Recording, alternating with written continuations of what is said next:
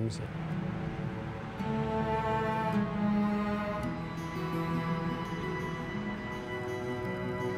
Simonton teve duas permanências aqui em Princeton. Primeiro, estudando no College, que hoje é a Universidade de Princeton, e posteriormente no Seminário Teológico.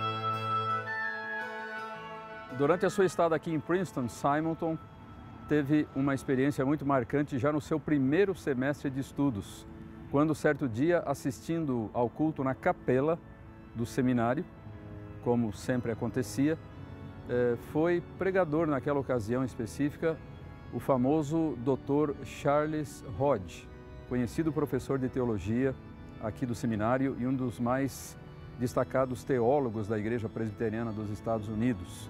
Então, nesta ocasião específica, o Dr. Hodge fez um apelo em favor das missões estrangeiras, mostrando a necessidade de novos obreiros para os campos.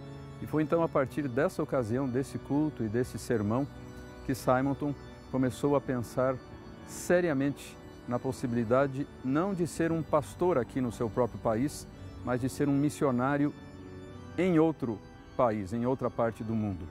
E com o passar do tempo ele acabou se decidindo pelo Brasil e se apresentando oficialmente como candidato à Junta de Missões Estrangeiras da Igreja Americana e, com o correr do tempo, acabou sendo, conforme o seu desejo, enviado para o Brasil, chegando ao Rio de Janeiro no dia 12 de agosto de 1859. Simonton passou o primeiro ano da sua residência no Rio de Janeiro pregando quase que somente em inglês, para viajantes que passavam por ali e também residentes estrangeiros da cidade. Foi só no início de 1862 que ele organizou a Igreja Presbiteriana do Rio de Janeiro, com apenas 2 membros, e alguns meses depois partiu para a sua terra, os Estados Unidos, numa viagem de férias. Em 1860, chegou o seu colega e cunhado Alexander Blackford, casado com a irmã de Simonton, Elizabeth, e no ano seguinte, então, à chegada de Blackford, chegou o terceiro colega, o terceiro missionário, que foi o reverendo Francis Schneider. Então, esses foram os pioneiros da obra presbiteriana no Brasil, esses 3. A única vez que Simonton foi aos Estados Unidos, quase 3 anos depois da sua permanência no Brasil, ele foi passar o Natal com uma família presbiteriana. E lá estava uma moça chamada Ellen. Parece que ele se namorou dela naquele dia. O fato é que namoro, noivado e casamento aconteceram em menos de 4 meses. Agora ele volta para o Brasil acompanhado de uma esposa. Eles comemoram o primeiro aniversário de casamento, um ano de grandes bênçãos. Poucos dias depois era dar à luz o primeiro e único filho, uma menininha. E uma semana depois ela morre de complicações de parto. Então Simonton, que foi durante algum tempo solteiro, casado 1 ano, agora é viúvo. Então é difícil imaginar a extensão do sofrimento de Simonton. Foi nesse ano, 4 meses depois do falecimento da esposa, que Simonton fundou o primeiro jornal protestante do Brasil e da América do Sul, a imprensa evangélica. Ele teve que se acostumar com o povo, com a língua, com a comida, com a cultura, e ele teve momentos de abatimento com a sua dificuldade em aprender a língua portuguesa.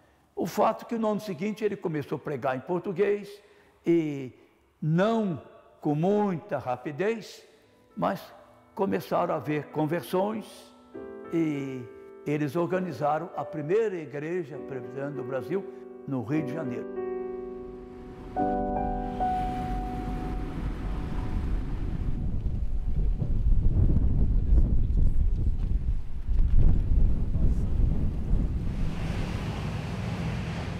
A Rua do Ouvidor, no período que nos interessa, que é o século XIX, segunda metade do século XIX, era um dos lugares mais importantes e mais centrais do Rio de Janeiro. Uma rua antiga, histórica, naquela época uma rua um tanto aristocrática.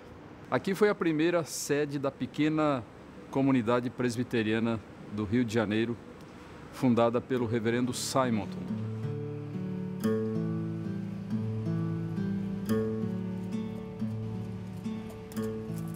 Este local foi a quarta sede do nascente trabalho presbiteriano no Rio de Janeiro.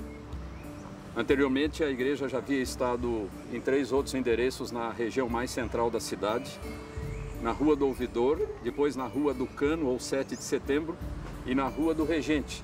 E então vieram para cá em 1867, aqui permanecendo por 3 anos e meio até 1870.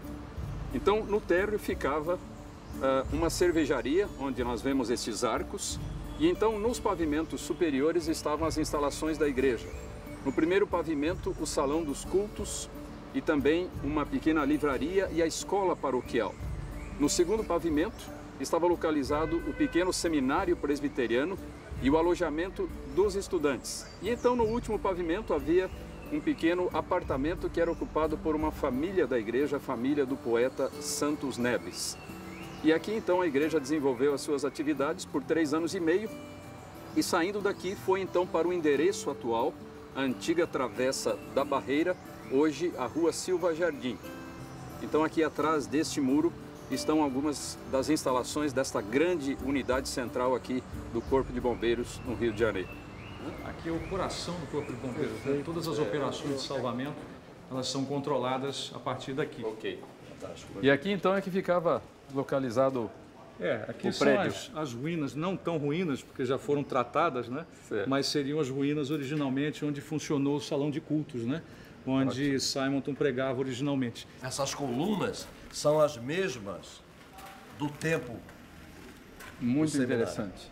Essa coluna é a história, essa coluna já existia. Esse imóvel foi muito maior do que todos os 3 anteriores que a igreja havia ocupado. E por que a preocupação de alugar um imóvel maior? Porque aumentaram muito as atividades da igreja a partir de 1867, quando houve a mudança para cá. E pouco tempo depois iniciou-se a construção do primeiro templo, que foi inaugurado em 1874, 4 anos depois que saíram daqui, deste imóvel. E que foi o primeiro templo presbiteriano do Brasil. E que serviu à igreja durante mais ou menos 60 anos, até a construção da atual igreja chamada Catedral Presbiteriana.